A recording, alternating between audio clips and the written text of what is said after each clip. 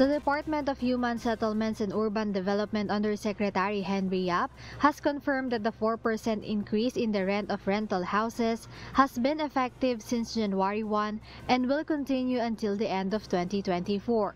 According to DHSUD, tenants paying less than 10,000 pesos are covered by this increase, while those paying more are not affected.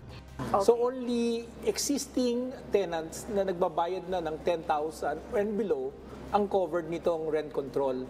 So kung mayroong mga renta dyan na above 10,000, hindi na husakop nung cap na to.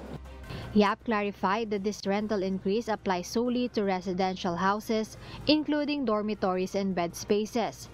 However, the increase cannot be implemented immediately if the current contract between the landlord and tenant has not yet concluded.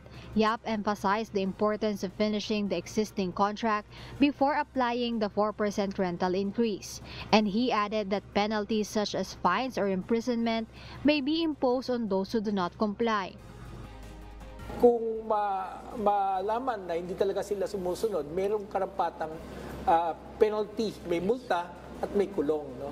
Ang penalty po natin dito is 25,000 minimum to 50,000 max, or imprisonment na 1 month and 1 day up to a maximum of 6 months or both.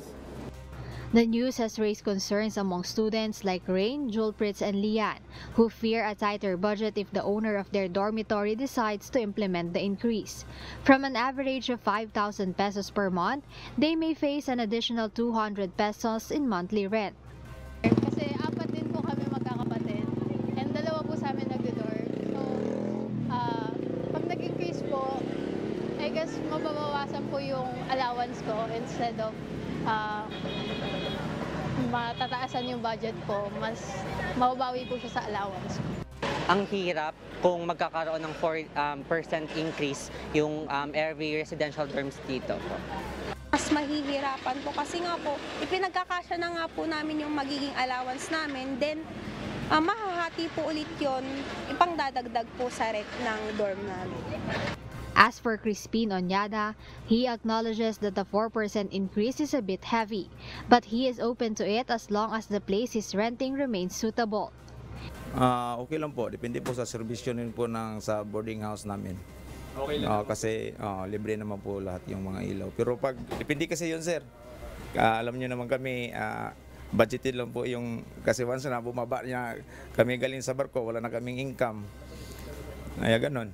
Medyo mabigat pero wala na tayong magagawa kung ganun talaga sa mayari ng boarding house.